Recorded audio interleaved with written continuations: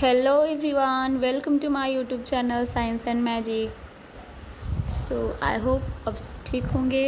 आज बेसिकली पढ़ने वाले हैं हम चैप्टर 8 साइंस का, क्लास 10 का। इसका नाम है जीव जनन कैसे करते हैं, how do organism reproduce. Basically आपका अगर NCERT बुक की बात करें तो उसमें से भी चैप्टर 8 है, लेकिन न्यू सिलेबस के अकॉर्डिंग इसको अध्याय 7 में रखा गया है, नियंत्रण एवं समन्वय हटा दिया गया है। तो बेसिकली अगर हम बिहार बोर्ड की बात करें तो ये चैप्टर 8 में ही आता है। तो आप कोशिश कीजिएगा अध्याय 8 का आपका ये चैप्टर जो है इसको सही से समझने की कोशिश कीजिएगा। तो चलिए शुरू करते हैं। जीव जनन कैसे करते हैं, यानी कि जितनी भी लिविंग ऑर्गेनिज्म इस पृथ्वी पे मौजूद है, जनन यानी कि अपने जैसे संतति का उत्पन्न करना क्या कहलाता है, जनन यानी कि रिप्रोडक्शन या रिप्रोड्यूस कहलाता है। तो वो कैसे करते हैं, किस मेथड का उपयोग करते हैं, किस किस तरीके से करते हैं। तो सबसे पहले हम पढ़ेंगे जनन के बारे में कि जनन क्या होता है। अगर आपको वीडियो अच्छी लगी हो पूरी देखिएगा, अच्छा लगेगा आपको वीडियो तो चैनल को सब्सक्राइब कीजिएगा, लाइक कीजिएगा और अपने दोस्तों में शेयर कीजिएगा। चलिए शुरू करते हैं। जनन यानी कि रिप्रोडक्शन का मीनिंग क्या है, मतलब क्या है। जनन का मतलब होता है वह प्रक्रिया जिसके द्वारा सजीव अपने जैसे नए जीव उत्पन्न करते हैं या पृथ्वी पर जीवन का निरंतरता को बनाए रखने के लिए आवश्यक है। यानी कि आपका जो जनन है, रिप्रोडक्शन है, मान लीजिए ये कोई इंसान है। अब ये इंसान इसमें किस में आ जाता है, इंसान जो रिप्रोडक्शन करता है, जनन करता है, उसको लैंगिक रिप्रोडक्शन या लैंगिक जनन कहते हैं। तो जब इन लोगों ने मीटिंग होती है तो इनके अपने जैसे संतान उत्पन्न होते हैं। तो इसी प्रक्रिया को, इसी प्रोसेस को क्या बोलते हैं, जनन कहते हैं, रिप्रोडक्शन कहते हैं। तो ये रिप्रोडक्शन ज़रूरी क्यों है, जनन ज़रूरी क्यों है, यह पृथ्वी पर जीवन की निरंतरता को बनाए रखने के लिए आवश्यक है। मान लीजिए कि अगर इंसान, पेड़ पौधे, जीव जंतु, पशु पक्षी प्रजनन या जनन करना बंद कर देते हैं तो उनकी जो जनसंख्या वो सीमित रह जाएगी, उनकी जो संख्या है क्या रह जाएगी, सीमित रह जाएगी। और आगे की जो पीढ़ी है वो बढ़ नहीं पाएगी, जिसके कारण पृथ्वी समाप्त हो जाएगी। तो पृथ्वी पर जीवन की निरंतरता यानी कि कंटिन्यूटी को बनाए रखने के लिए आवश्यक है। जनन जीवों का अस्तित्व बनाए रखता है। जनन की मूल घटना डीएनए की प्राकृतिक बनाना है। इसके साथ साथ दूसरी कोशिकाओं का सृजन भी होता है। जैसे कि मैंने आपको, अगर चैप्टर नंबर 5 आप क्लास 5 अगर आप पढ़े होंगे, चैप्टर नंबर 5 क्लास 9 का, तो उसमें आपने पढ़ा है क्या, कोशिका। उसमें क्या पढ़ा है आपने, कोशिका के बारे में पढ़ा है, सेल के बारे में पढ़ा है। किसी भी कोशिका के अंदर सबसे पहले अंदर क्या होता है, आपका केंद्रक होता है। क्या होता है, केंद्रक होता है। इंग्लिश में बोलते हैं न्यूक्लियस, इंग्लिश में क्या बोलते हैं, न्यूक्लियस बोलते हैं। और इसी केंद्रक के अंदर होता है डीएनए। इसी केंद्रक के अंदर क्या होता है, डीएनए होता है। तो जितने भी आपके कैरेक्टरिस्टिक है, जितने भी आपके गुणधर्म हैं, सारा डीएनए के थ्रू ट्रांसफ़र होके आपके पेरेंट्स से आपके अंदर आता है। तो जनन की मूल घटना डीएनए की प्रकृति बनाना है। डीएनए की जो भी आपकी माता पिता के कैरेक्टरिस्टिक है, गुणधर्म है, वो सारा गुणधर्म आपके अंदर ट्रांसफ़र होगा, किसके थ्रू, डीएनए के थ्रू। नेक्स्ट टॉपिक देखिए क्या है इसमें, डीएनए प्रकृति का प्रजनन में महत्व है। यानी कि डीएनए जो है आपका, इसका फुल फॉर्म क्या होता है आपको, डीऑक्सी, इम्पॉर्टेंट है, पेपर में पूछा जाता है, डीऑक्सीराइबो न्यूक्लिक एसिड,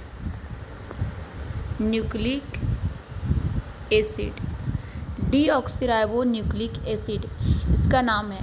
तो वास्तव में कोशिका केंद्रक में पाए जाने वाला गुणसूत्रों के डीएनए के अणुओं में अनुवांशिक गुणों का संदेश होता है, जो जनक से संतति पीढ़ी में जाता है।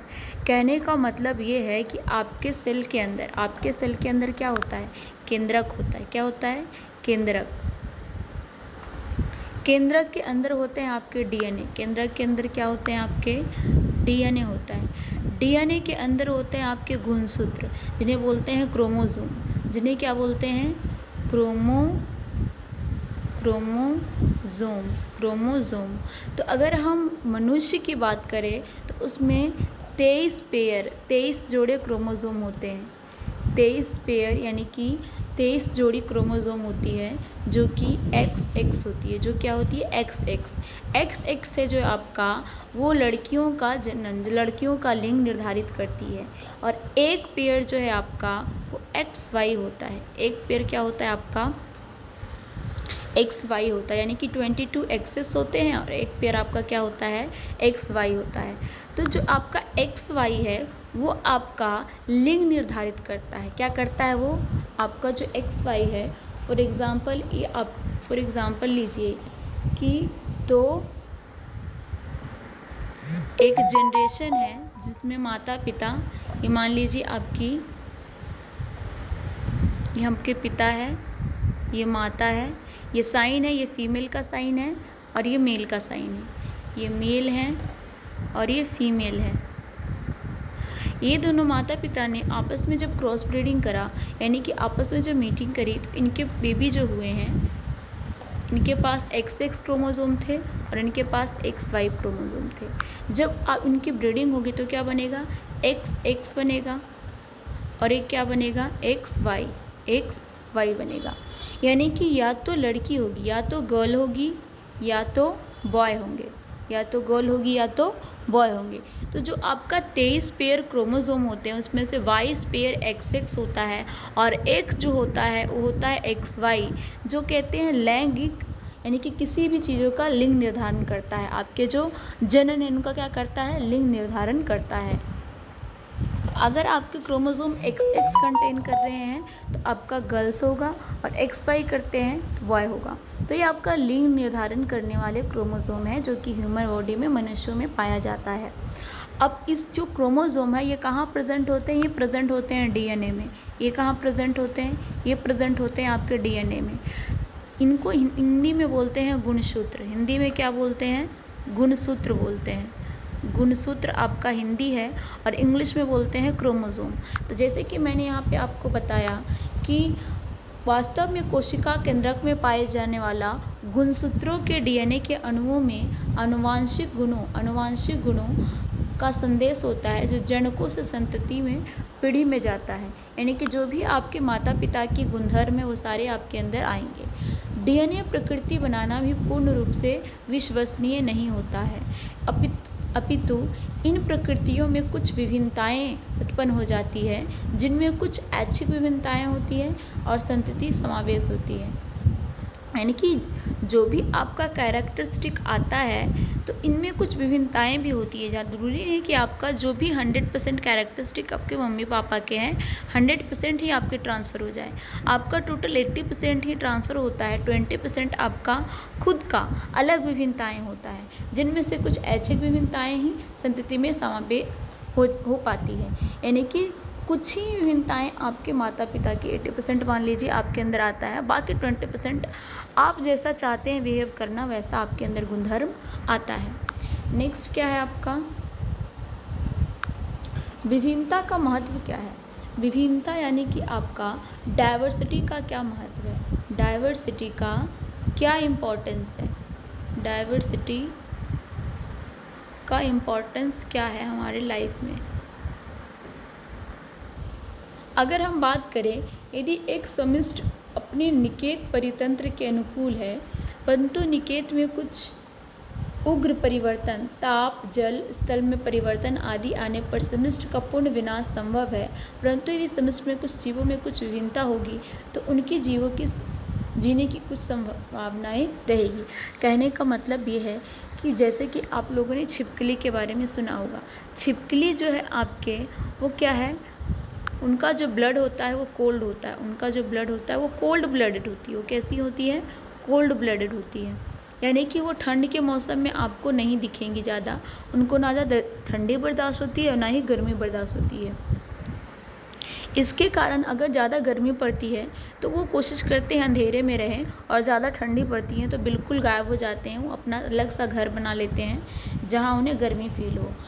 ऐसे कंडीशन अगर हमेशा हर एक जीव में रहेगा तो क्या होगी, वो जल्दी लुप्त हो जाएंगे, उनके जीने की संभावना पृथ्वी पे क्या होगी, बहुत ही कम हो जाएगी। लेकिन अगर हम मानव शरीर की बात करें, तो मानव शरीर क्या है, मानव शरीर का ब्लड जो है वो वार्म ब्लडेड है। कैसे हैं ये, वार्म यानी कि हॉट ब्लडेड है, ये गर्म खून वाले हैं।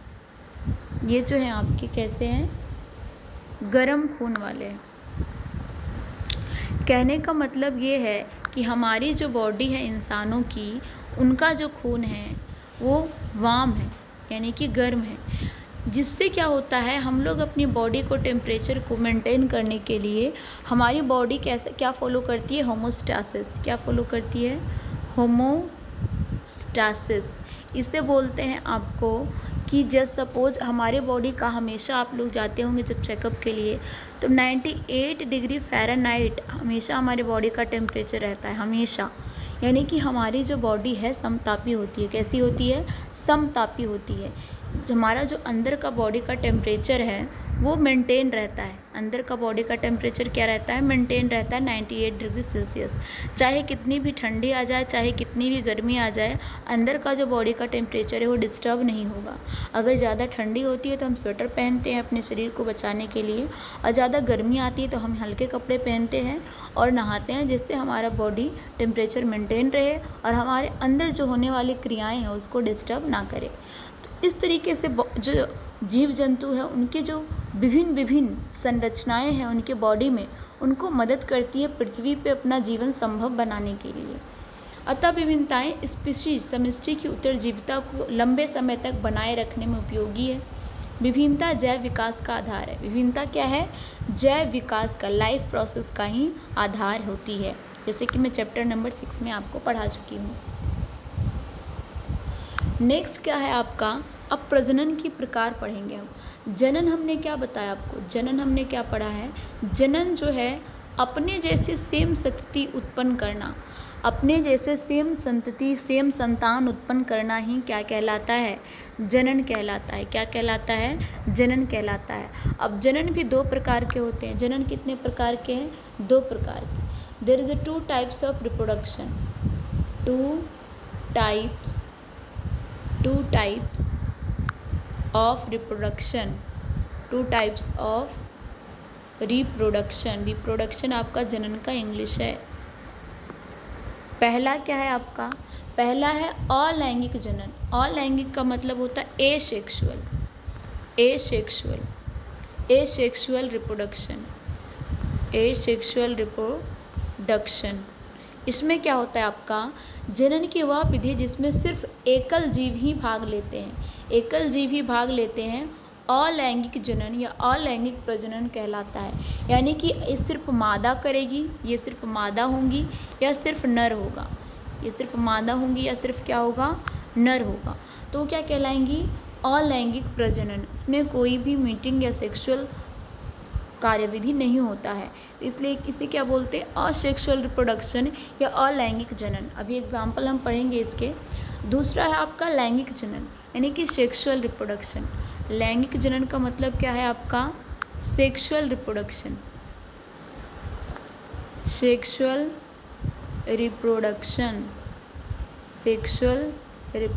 इसमें क्या है, लैंगिक जनन में जनन की वह विधि जिसमें नर एवं मादा दोनों भाग लेते हैं लैंगिक प्रजनन कहलाता है।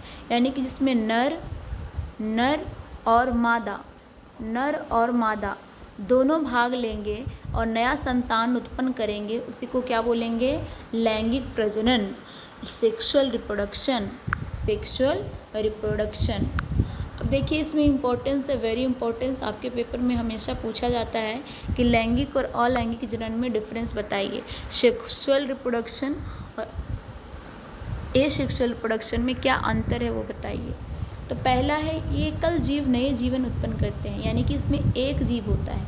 क्या होता है, सिर्फ एक जीव ही रिस्पॉन्सिबल होता है जनन के लिए।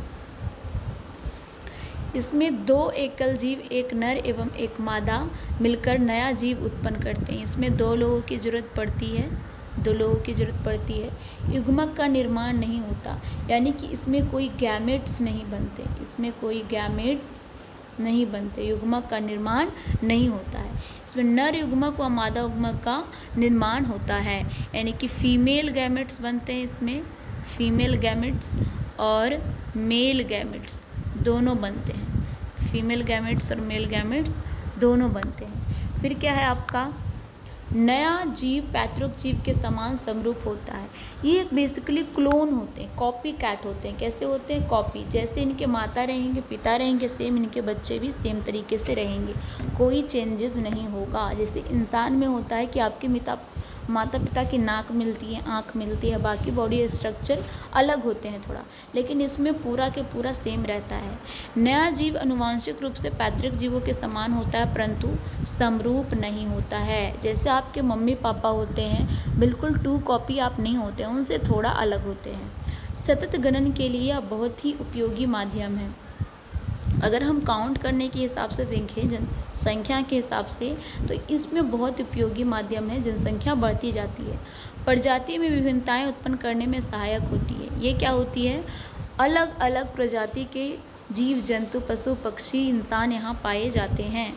यह निम्न वर्ग के जीवों में अधिक पाया जाता है, यानी कि एक कोशिकीय जीव इसमें ज़्यादा होते हैं, एक कोशिकीय जीव इसमें ज़्यादा होते हैं जो अलैंगिक प्रजनन करते हैं।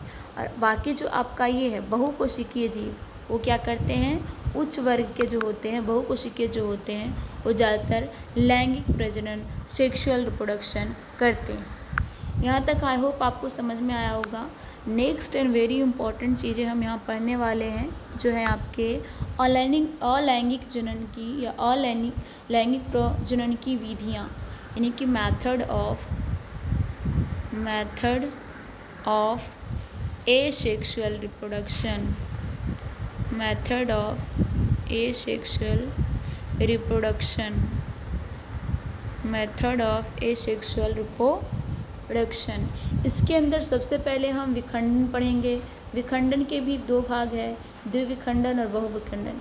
फिर हम फ्रेगमेंटेशन पढ़ेंगे, खंडन, फिर पुनर्जन्म, मुकुलन, बीजाणु समासन, कायिक प्रबंधन और आपका बीजाणु समासन, ये दोनों एक ही हैं। तो इसमें बेसिकली हम कितने भाग पढ़ने वाले हैं, आपका 1, ये दोनों एक ही पार्ट है, 2, 3, 4, 5 और 6। अगर पूछा जाए कि अलैंगिक प्रजनन की विधियाँ कितने प्रकार की है, तो टोटल 6 प्रकार की है। टोटल कितनी है, 6 प्रकार की है। आगे अगर बात करें हम, तो सबसे पहला हम पढ़ने वाले हैं विखंडन, जिसे बोलते हैं फीजन। फीजन का मतलब ही होता है टूटना। फीजन का मतलब क्या होता है, टूटना। टूटना, एक चीज़ अगर डिवाइड होके 2 भागों में डिवाइड हो रही है, 2 चीज़ें बना रही है, तो ही आपका विखंडन कहलाता है, फीजन कहलाता है। अब इसमें होता क्या, इसके एग्जाम्पल ही पढ़ेंगे हम। इस प्रजनन प्रक्रम में एक जनक कोशिका 2 या 2 से अधिक संतति कोशिकाओं में विभाजित हो जाती है। उदाहरण, द्विविखंडन, यानी कि बाइनरी फीजन। इसे क्या बोलते हैं, द्विविखंडन को इसके बोलते हैं बाइनरी, वाई मतलब 2, binary fission, binary fission, binary fission इसको बोलते हैं द्विविखंडन में। इसमें जीव 2 कोशिकाओं में विभाजित हो जाता है। उदाहरण, अमीबा और लेशमानिया। अभी मैं यहाँ पे आपको पिक्चर भी दिखाऊंगी। अमीबा और लेशमानिया 2 ऐसे एग्जाम्पल हैं जो किस में आते हैं, बाइनरी फिजन में आते हैं, द्विविखंडन के अंदर आते हैं। अब अगर हम बात करें बहुविखंडन की, मल्टीपल फिजन, मल्टीपल फिजन की बात करें, मल्टीपल यानी कि 1 से ज़्यादा, बाइनरी यानी 2, ठीक है। तो इसमें जीव बहुत सारी कोशिकाओं में विभाजित हो जाता है। उत्तर प्लाज्मोडियम, उदाहरण क्या है आपका, प्लाज्मोडियम। अभी मैं आपको एग्जांपल दिखाती हूँ विद पिक्चर। यहाँ अगर देख रहे हैं आप, अमीबा का स्ट्रक्चर दिख रहे हैं, एक अमीबा बीच से डिवाइड होकर के दो भागों में बट गया, इसे ही बोले द्विविखंडन, इसे ही बोला गया द्विविखंडन। जैसे अनएकोशीय जीव, अमीबा क्या एक प्रोटोजोआ है और एक कोशिकीय जीव है, एक साथ अनेक संतति कोशिकाओं में विभाजित हो जाते हैं, जिसे बहुविखंडन कहते हैं, अभी पढ़ने वाले हम। दूसरी ओर इष्ट कोशिकाओं में मुकुल उभर के आता है, मुकुलन भी पढ़ेंगे। तो ये हमारा क्या था, ये आपका लेशमानिया है। लेशमानिया भी इस तरीके से रहता है, जो टूट कर कैसा बन जाता है आपके इस तरीके से द्विविखंडन इनमें भी हो जाता है, फिर बाद में ये अलग हो जाते हैं। इसमें है आपका बहुविखंडन। बहुविखंडन हमने क्या पढ़ा अभी हमने पढ़ा है बहुविखंडन का एग्जाम्पल में प्लाज्मोडियम। अभी क्या पढ़ा हमने, प्लाज्मोडियम। प्लाज्मोडियम भी आपका किस में आ जाता है, बहुविखंडन के अंदर आता है। तो प्लाज्मोडियम में बहुविखंडन इस तरीके से आपको नज़र आएगा, एक कोशिका रहेगी, उसी में से बहुत सारी कोशिका विभाजित हो जाती है और फिर ये अलग अलग हो जाती है और बहुत सारी प्लाज्मोडियम का निर्माण हो जाता है। यहाँ पे बहुत सारे प्लाज्मोडियम का निर्माण हो जाता है। तो आगे हम पढ़ने वाले हैं, एक और आप एग्जाम्पल देख सकते हैं बहुविखंडन में, जिसका नाम है आपका मलेरिया। अगर हम मलेरिया की बात करें, मलेरिया किसके कारण होता है, आपके प्लाज्मोडियम के कारण होता है। अगर हम बीमारी की बात करें मलेरिया, तो किसके कारण होता है, प्लाज्मोडियम के कारण होता है। तो पेपर में पूछा जा सकता है कि मलेरिया किस बैक्टीरिया के कारण होता है, तो आप प्लाज्मोडियम एग्जाम्पल बता सकते हैं। प्लाज्मोडियम आपका बहुविखंडन के अंदर आता है। नेक्स्ट अगर हम टॉपिक की बात करें, खंडन यानी कि फ्रेगमेंटेशन। खंडन यानी फ्रेगमेंटेशन, खंडन की भी मतलब क्या है, टूटना ही है। इस प्रजनन विधि में सरल संरचना वाले बहुकोशिकीय जीव, अगर आप बात करते हैं विखंडन की, अगर आप बात करते हैं विखंडन की, तो इसमें आपके आते हैं एक कोशिकीय जीव। इसमें क्या आते हैं आपके, एक कोशिकीय जीव आते हैं, एक कोशिकीय जीव जिसकी एक कोशिका हो, जिसकी एक कोशिका हो, एक कोशिकीय जीव इसके अंतर्गत आते हैं। लेकिन हम खंडन की बात करें, फ्रेगमेंटेशन की बात करें, तो बहुकोशिकीय जीव विकसित होकर छोटे छोटे टुकड़ों में खंडित हो जाता है। ये टुकड़े वृद्धि कर नए जीवों में विकसित हो जाते हैं। उदाहरण स्पायरोगैरा, उदाहरण आपका क्या है, स्पायरोगैरा एक सिंपल एग्जाम्पल है फ्रेगमेंटेशन, खंडन का। इसका चित्र भी मैं आपको दिखाने की कोशिश करूँगी। बेसिकली स्पायरोगैरा जो है आपका इस तरीके का इसका चित्र होता है।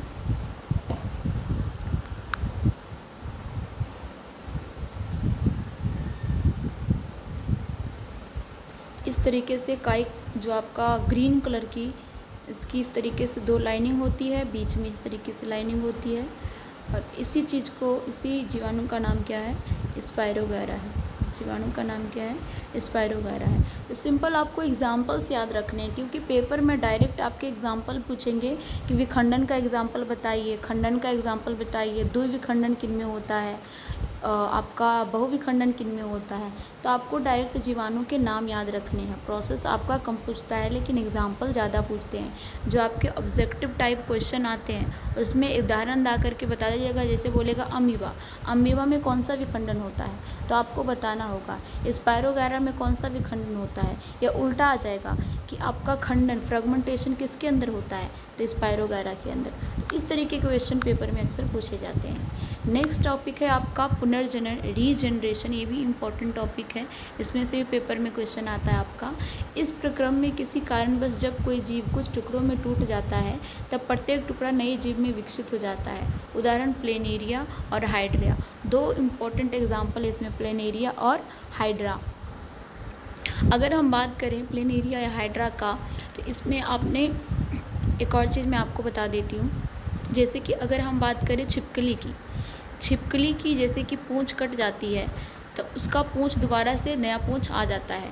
तो इसी तरीके से इनमें है, इसी तरीके से इनका क्या होता है कि अगर इनका बॉडी पार्ट, उसका सिर्फ पूँछ नहीं आता है, अगर इसका बॉडी पार्ट में कोई सी पार्ट, जैसे कि यहाँ पे एक पूरा, यहाँ पे एक आप ले लीजिए प्लेनेरिया, यहाँ पिक्चर भी दे रखा है, और इसका 3 भाग कर दीजिए। इसका कितना भाग कर दीजिए, 3 भाग। तो इसका जो मुंडी है, इससे नया जीव पूरा हो जाएगा, नया जीव उगेगा। और इसका जो बीच वाला हिस्सा है, बीच वाला हिस्सा से भी नया जीव निकलेगा, बीच वाला हिस्सा से भी नया जीव निकलेगा। जैसे आप एग्जाम्पल में दिख रहे हैं कि 3 भागों में टूट गया है, फिर तीनों से नए नए जगकर एक नया जीव बन गया है। तो यही आपका होता है रीजनरेशन, यही होता है आपका पुनर्जनन या पुनरुद्भवन। इस तरीके से इसको आप याद कर सकते हैं। नेक्स्ट आपका सेम एग्जाम्पल है रीजनरेशन का, जैसे कि यहाँ पे देख रहे हैं आप मुकुलन, इसमें होता है आपका हाइड्रा में। मुकुलन या बडिंग किसमें होता है आपका हाइड्रा में होता है। मुकुलन या बडिंग आपका किसमें होता है हाइड्रा में होता है, ठीक है। इस प्रक्रम में जीव के शरीर पर एक उभार उत्पन्न होता है जिसे मुकुल कहते हैं, जिसे क्या कहते हैं मुकुल। फॉर एग्जाम्पल ये आपका हाइड्रा है, इस तरीके से यहाँ पे कुछ भर गया इसका, तो ये पार्ट कट के गिर जाता है, ये पार्ट कट के गिर जाता है, जैसे यहाँ पे आप देख पा रहे हैं, और ये नया जीव बन जाता है, ये फिर नया हाइड्रा बन जाता है। तो इसी को बोलते हैं मुकुलन, इसी को क्या बोलते हैं मुकुलन बोलते हैं।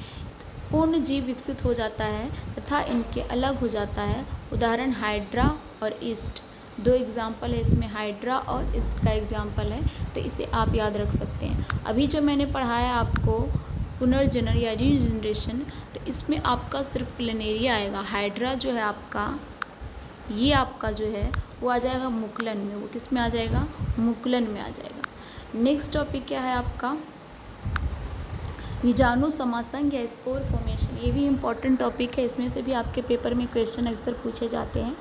बीजाणु समासंग या स्पोर फॉर्मेशन क्या होता है। कुछ जीवों के तंतुओं के सिरे पर बीजाणु धानी बनती है जिनमें बीजाणु होते हैं, यानी कि इस तरीके से एक स्पोर फॉर्मेशन हो जाता है जिसके अंदर बहुत सारे बीजाणु होते हैं, बहुत सारे बीजाणु इसके अंदर पाए जाते हैं, ठीक है। अब जब ये फूटता है तो इसी से नए नए सेल बनते हैं, इसी से नए नए सेल बनते हैं। तो बीजाणु गोल संरचनाएं होती है, एक मोटी भित्ति से रक्षित होती है।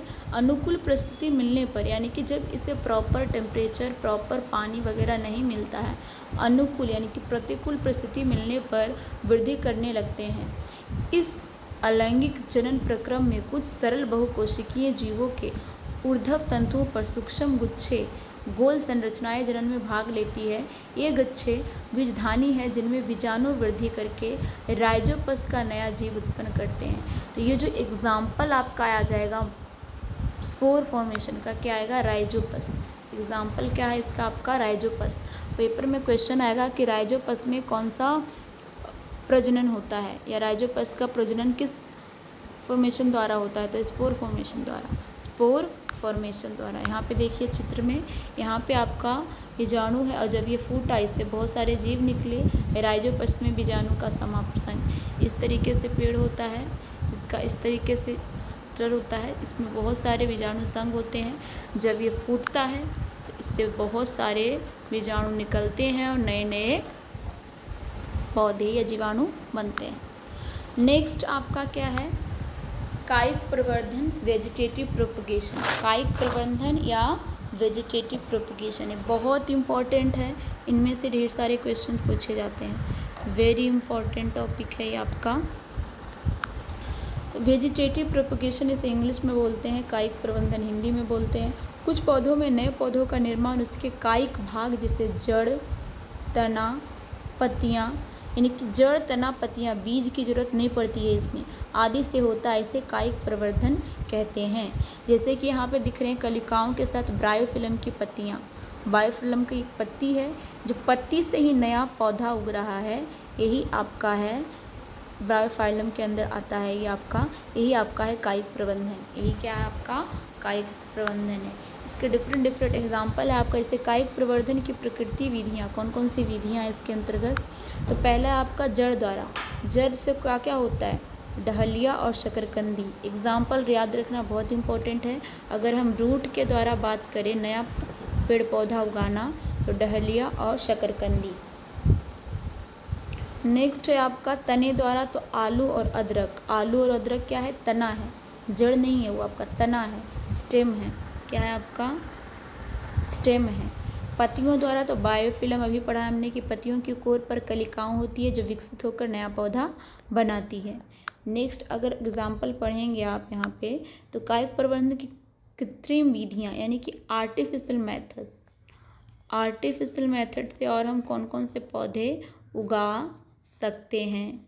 कृत्रिम मतलब ये नेचुरल नहीं है, आर्टिफिशियल यानी इंसानों ने बनाया है।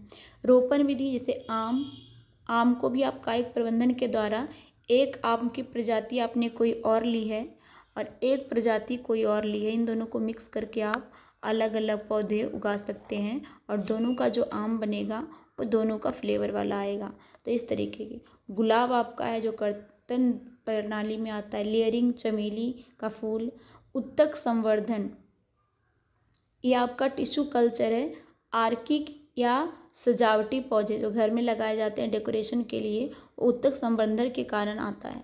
तो कायिक संवर्धन के क्या क्या लाभ है ये भी इम्पोर्टेंट है, पेपर में पूछा जाता है।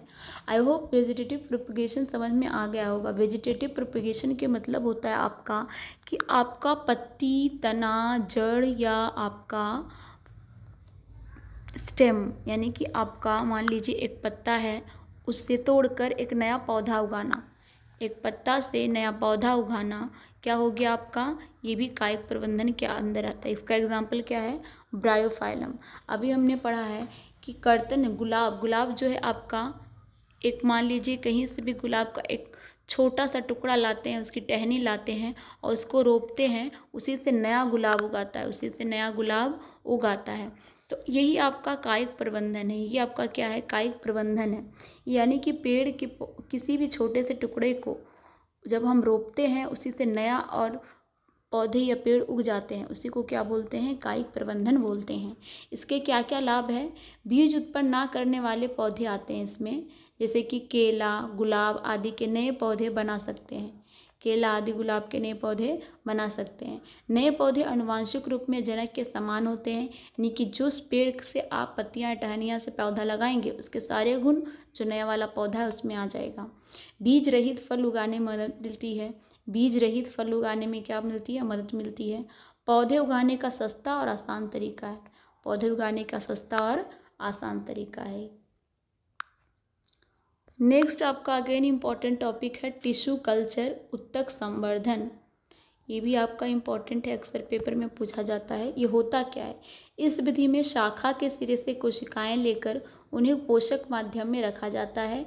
ये कोशिकाएं गणन कर कोशिकाओं के गुच्छे जिसे कैलस कहते हैं, क्या कहते हैं, कैलस कहते हैं, में परिवर्तित हो जाती है। कैलस को हार्मोन माध्यम में रखा जाता है जहाँ उसमें विभेदन होकर नए पौधे का निर्माण होता है, जिसे फिर मिट्टी में रोपित कर दिया जाता है। और उदाहरण जैसे कि आर्किक और सजावटी पौधे।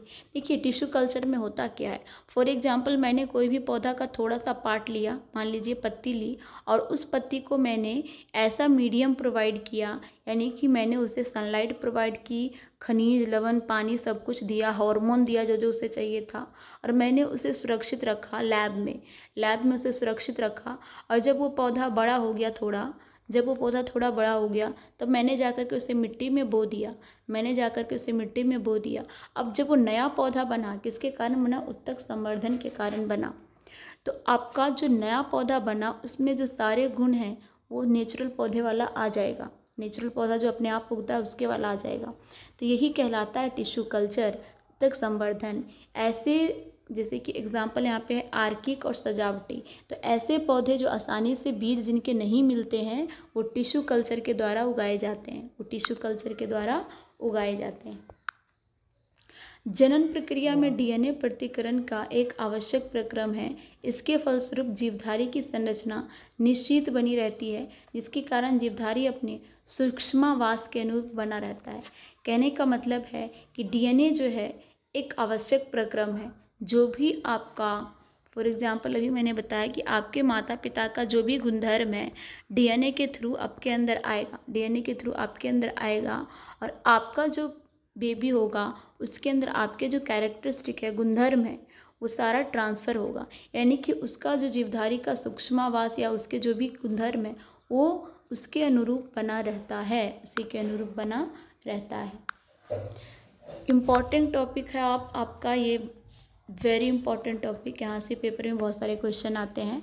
पुष्पीय पौधों में लैंगिक जनन यानी कि reproduction in flower plant, sexual reproduction in flower plant, sexual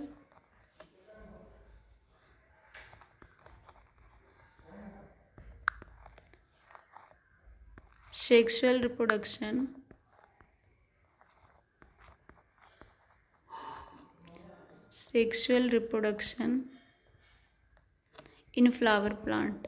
देखिए इसमें होता क्या है, आवृतबीजी या एंजियोस्पर्म, अभी आप अगर चैप्टर नंबर 7 पढ़े होंगे 9th क्लास में, अभी मैं इसमें भी पढ़ाई हूँ, आपको MCQ करवाई हूँ यूट्यूब पे, इसका करवाऊँगी।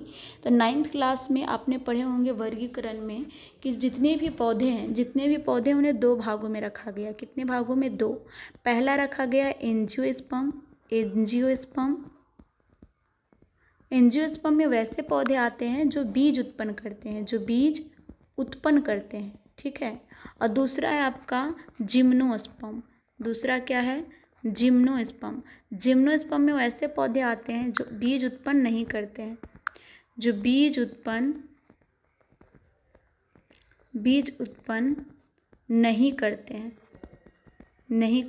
ठीक है। तो ऐसे पौधे आते हैं जो बीज उत्पन्न नहीं करते हैं, वो आपके जिम्नोस्पर्म कहलाते हैं, और जो बीज उत्पन्न करते हैं वो एंजियोस्पर्म कहलाते हैं। जैसे यहाँ पे लिखा है, आवृतबीजी या एंजियोस्पर्म के जननांग पुष्प में अवस्थित होते हैं, और इसे पुष्पीय पौधे भी कहा जाता है एंजियोस्पर्म में। जिम्नोस्पर्म में ज़्यादा फूल पत्ती नहीं रहता है। बाहरी दल या दल पंखुड़ी पुंकेसर एवं स्त्री केसर पुष्प के जनन भाग में, जिनमें जनन कोशिकाएं पाई जाती है। अभी मैं इसका चित्र दिखाऊंगी तो आपको अच्छे से समझ में आ जाएगा। यहाँ देखिए चित्र, देखिए स्त्री केसर यहाँ है और पुंकेसर यहाँ है। स्त्री केसर किन किन भागों से मिलकर बनता है? आपका वर्तिकाग्र यानी कि ये वाला पार्ट, वर्तिका यानी कि ये वाला पार्ट, और आपका अंडाशय यानी कि ये वाला पार्ट। इन तीनों को मिलाकर क्या बनता है? स्त्री केसर। इन तीनों को मिलाकर क्या बनता है? स्त्री केसर। अगर हम पुंकेसर की बात करें तो परागकोश और तंतु मिलकर क्या बनता है? पुंकेसर। ये बहुत इंपॉर्टेंट है, पेपर में क्वेश्चन आता है कि स्त्री केसर कौन कौन से भाग मिलकर बनते हैं।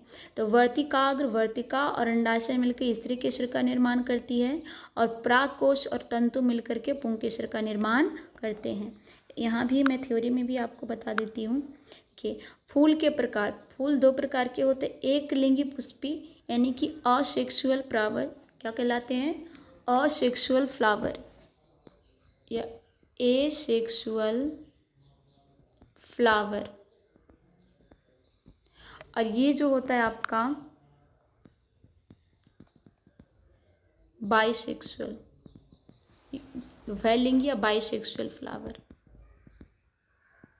अब देखिए इसमें होता क्या है, एसेक्सुअल में क्या होता है, जब पुष्प में पुंकेसर अथवा स्त्री केसर में से कोई एक जननांग उपस्थित हो, या तो रहेगा स्त्री केसर उपस्थित या पुंकेसर उपस्थित, दोनों में से एक ही जन उपस्थित होगा। पुष्प एक लिंगी कहलाते हैं। उदाहरण पपीता और तरबूज। उदाहरण क्या है? पपीता और तरबूज में या तो स्त्री केसर प्रेजेंट होगा या तो पुंकेसर प्रेजेंट होगा, ठीक है। उभयलिंगी पुष्प यानी कि जब पुष्प पुंकेसर और स्त्री केसर दोनों उपस्थित होते हैं, उन्हें उभयलिंगी पुष्प कहते हैं। उदाहरण गुड़हल का फूल और सरसों। गुड़हल यानी कि उड़हल का फूल, चाइना रोज, उड़हल का फूल या सरसों का फूल, ये दोनों क्या है? उभयलिंगी पुष्प है। अब मैं आपको समझाने की कोशिश करती हूँ। देखिए आपका जो पुंकेसर है, मैंने इंग्लिश में भी यहाँ पे आपको चित्र दिया है अच्छे से समझने के लिए। आपका जो स्टेमन है, स्टेमन जिसे हिंदी में बोलते हैं पुंकेसर, वो क्या क्या मिला है, किस किस चीज़ों को मिलकर बना है? एंथर और फिलामेंट। यहाँ देख रहे हैं, एंथर और फिलामेंट मिलके आपका पुंकेसर बना है। यानी कि हिंदी में देखें तो आपका है परागकोश और तंतु। यहाँ लिख देती हूँ मैं आपके लिए, किसको किसको मिलके बना है? परागकोश प्लस तंतु। आप चाहें तो स्क्रीनशॉट ले सकते हैं या कॉपी लेकर के बैठे हैं तो इसमें नोट डाउन कर लीजिए अच्छे से समझने के लिए, आपकी इजी के लिए। अगर हम स्त्री केसर, इसे इंग्लिश में बोलते हैं पिस्टिल, क्या बोलते हैं इंग्लिश में?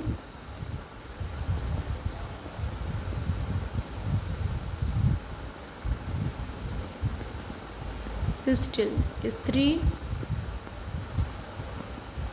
केसर। स्त्री केसर में 3 चीज़ है, स्त्री केसर में 3 चीज़ है। कौन कौन से? स्टिग्मा, स्टाइल और ओवरी। यानी कि हिंदी में बात करें तो वर्तिकाग्र, वर्तिका और अंडाशय। इसका 2 इम्पोर्टेंट नाम एक ही जैसा है। वर्तिकाग्र यानी कि स्टिग्मा, ये आपका वर्तिकाग्र है, यहीं से आप लिखिएगा। ये आपका वर्तिका है और ये आपका क्या है? अंडाशय। इन तीनों चीज़ों को मिलकर क्या बनता है? स्त्री केसर बनता है। इन तीनों चीज़ों को मिलकर क्या बनता है? स्त्री केसर। देखिए इसमें होता क्या है, अभी मैं आपको पॉलिनेशन पढ़ाऊंगी, इसका अभिक्रिया, इसमें कैसे लैंगिक प्रजनन होता है वो पढ़ाऊंगी। जैसे कि यहाँ पे देखिए, यहाँ पे देखिए पराग बीज निर्माण की प्रक्रिया होती कैसे है, किस तरीके से बीज निर्माण होता है, सीड फॉर्मेशन कैसे होता है। पराग कोश में उत्पन्न परागकण हवा, पानी या तंतु या जंतु द्वारा उसी फूल के वर्तिकाग्र यानी कि स्वपरागकण, वर्तिका यानी स्टिग्मा या दूसरे फूल के वर्तिकाग्र यानी कि आपका दूसरे फूल वाला स्टिग्मा पर स्थानांतरित हो जाते हैं। इसी प्रोसेस को बोलते हैं पॉलिनेशन। इसी प्रोसेस को क्या बोलते हैं? पॉलिनेशन। पॉलिनेशन। परागकण से एक नलिका विकसित होती है, वर्तिकाग्र से होते हुए बीजांड तक पहुंचती है। अगर एग्जाम्पल में देखेंगे, ये देखिए, ये ऊपर आपका पोलन ग्रेन है, ये आपका हिस्सा पोलन ग्रेन है, ये जो जा रहा है आपका ये वर्तिका नली है और ये क्या है? आपका ओवरी है, अंडाशय है, ओवरी है, अंडाशय है। ये जो लंबा सा है वो वर्तिका नली है। मेल जर्म सेल्स और पोलन ट्यूब, इसे वर्तिका नली यानी कि पोलन ट्यूब बोलते हैं इंग्लिश, ठीक है। यहाँ आपका फीमेल गैमेट होता है और इसी के ऊपर आपका यहाँ मेल गैमेट होता है। जब यहाँ पे मेल गैमेट नीचे की ओर जाता है, मेल गैमेट आपका कहाँ जाता है? नीचे की ओर, और फिर फर्टिलाइजेशन यहाँ होता है, अंडाशय के अंदर होता है निषेचन, फर्टिलाइजेशन। तो वर्तिकाग्र से होते बीजांड तक पहुँचती है, यानी अंडाशय तक जाती है। अंडाशय के अंदर नर एवं मादा का उगमक का निषेचन होता है यानी कि फर्टिलाइजेशन होता है तथा युग्मनज का निर्माण होता है यानी कि गैमेट फॉर्मेशन होते हैं। युग्मनज में विभाजन होकर भ्रूण का निर्माण होता है यानी कि बेबी बनता है, फ्यूटस बनता है, यानी कि वहाँ से देखा जाए तो आपके बीजाणु बनते हैं। क्या बनते हैं? बीजाणु। बीजांड से एक कठोर आवरण विकसित होकर बीज में बदल जाता है, अंडाशय फल में बदल जाता है और फूल अन्य भाग झड़ जाते हैं। ये इंपॉर्टेंट क्वेश्चन है, पेपर में क्वेश्चन आता है कि फूल का कौन सा भाग फल में बदलता है, तो अंडाशय। अंडाशय ही है जो किस में बदलता है? फल में। अंडाशय ही आपका यानी फीमेल का जो ओवरी है वही किस में बदलता है? फल में। तो ये पेपर में क्वेश्चन पूछे जाते हैं। आई होप आपको यहाँ से अच्छे से समझ में आया होगा। अंकुरन किसे बोलते हैं? बीज भावी पौधा या भ्रूण से उपयुक्त परिस्थिति में नवोद्भिद में विकसित होता है, इस प्रक्रम को अंकुरन कहते हैं। यानी कि मान लीजिए आपका बीज है, जैसे कि आपने चना वगैरह फूलने दिया होगा या मूंग वगैरह, तो जब फूल जाता है उसके बाद कुछ दिन बाद यहाँ से नया एक पौधा निकलता है। तो जो नया पौधा निकलता है वही क्या कहलाता है? अंकुरन कहलाता है। स्पोर फॉर्मेशन भी आप इसे कह सकते हैं। स्प्राउट्स बोल सकते हैं आप इसको, स्प्राउट्स। क्या बोलते हैं? स्प्राउट्स फॉर्मेशन आप इसको बोलते हैं अंकुरन। लास्ट टॉपिक है आपका, लेकिन बहुत इम्पोर्टेंट है, परागकण तथा निषेचन में अंतर। देखिए परागकण क्या होता है? परागण क्या होता है? पॉलिनेशन। पॉलिनेशन क्या होता है? Transfer of anther to the stigma. Transfer of anther या pollen grand to the stigma ही पॉलिनेशन कहलाता है। कहने का मतलब है ये आपका जो चित्र है इसे आप 5 मार्क्स में आता है, तो सही से ये दोनों चित्र आप प्रैक्टिस कर लीजिएगा, पेपर में पूछा जाता है। यहाँ देखिए अंकुरण है, ये अंकुरण का भी चित्र मैंने दे रखा है। इस तरीके का अंकुरण होता है आपका। तो देखिए होता क्या है, ये आपका फूल जो दिख रहा है यहाँ पे, ध्यान से देखिएगा तो यहाँ आपको फूल दिखेगा। यहाँ पे रुकिए,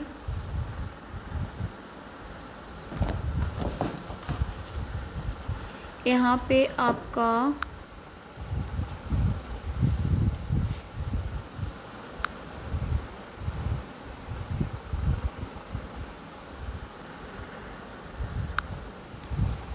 ये आपका क्या है, एंथर है। ये वाला पार्ट आपका दिख रहा है, ये वाला पार्ट क्या है आपका, एंथर है। अगर आपका ये सेम एंथर ये यहाँ जाता है कहाँ, सेपल के, आपका ये बाहर वाला भाग कहलाता है, ये बाहर वाला भाग सेपल कहलाता है। यहाँ जाता है आपका अंडाशय के पास टूटकर, अंडाशय के पास टूटकर जब जाता है ये एंथर, तो इसी प्रोसेस को बोलते हैं परागण। इसी प्रोसेस को क्या बोलते हैं, परागण। क्या बोलते हैं, परागण, यानी कि पॉलिनेशन, यानी कि पॉलिनेशन बोलते हैं। इस प्रोसेस को आप अच्छी और इजी तरीके से याद कर सकते हैं। इन दोनों का जो आपका चित्र है वो सही से याद कर लीजिएगा, पेपर में पूछा जाता है। तो लास्ट टॉपिक बचा है आपका पॉलिनेशन और निषेचन, यानी कि फर्टिलाइजेशन। फर्टिलाइजेशन इसमें क्या होता है, परागकोश से पराग कणों के वर्तिकाग्र पर, अभी जो मैंने बताया, पहुंचने की क्रिया परागकण कहलाता है, पॉलिनेशन कहलाता है। नर तथा मादा युग्मक के मिलने की प्रक्रिया को निषेचन कहते हैं। नर तथा मादा युग्मक का मिलने की प्रक्रिया को ही क्या कहते हैं, निषेचन कहते हैं, फर्टिलाइजेशन कहते हैं। परागकण प्रायः किसके किसके द्वारा ट्रांसफ़र हो सकता है, एक जगह से दूसरी जगह जा सकता है, कीट के द्वारा, वायु के द्वारा, जल के द्वारा, पक्षी आदि के द्वारा, और जंतु भी माध्यम हो सकता है। उच्च पादपों में नर युग्मकों को मादा युग्मक तक ले जाने का कार्य पराग नालिका कहती है। पराग नालिका मैंने अभी दिखाया आपको, ये वाला जो पार्ट है, ये जो पार्ट जा रहा है यही आपका पराग नालिका है, यही आपका क्या है, पराग नालिका है। इसे पोलन ट्यूब भी कहते हैं, इंग्लिश में पोलन ट्यूब भी कहते हैं। अब क्या है इसके अंदर लास्ट पॉइंट, यह क्रिया निषेचन से पहले होती है। पॉलिनेशन कब होता है, निषेचन से पहले ही होता है, क्योंकि जब आपका एंथर स्टिग्मा के पास जाएगा, ये आपका ओव्यूल है, तो यहाँ पे आपका एंथर प्रेजेंट होता है। तो जब आपका एंथर यहाँ पे जाएगा अंडाशय के पास, उसके बाद ही क्या होगा, निषेचन होगा, उसके बाद ही क्या होगा, निषेचन होगा। तो उच्च पादपों में नर उग्मकों को मादा उग्मक तक ले जाने का कार्य पराग नालिका करती है। ये जो लंबा सा ट्यूब है, ये क्या आपका पराग नालिका है। तो आई होप आपको चैप्टर अच्छे से यहाँ तक समझ में आया होगा। अगर कोई भी आपको मन में डाउट है तो आप कमेंट में करके पूछ सकते हैं, नहीं तो मेरा टेलीग्राम चैनल भी ज्वाइन कर सकते हैं, मैंने लिंक डिस्क्रिप्शन में डाल रखा है। और मेरा इंस्टाग्राम चैनल भी मैं वहाँ पे लिंक डाल रखी हूँ आपको, तो वहाँ से भी जा कर के मैसेज करके पूछ सकते हैं।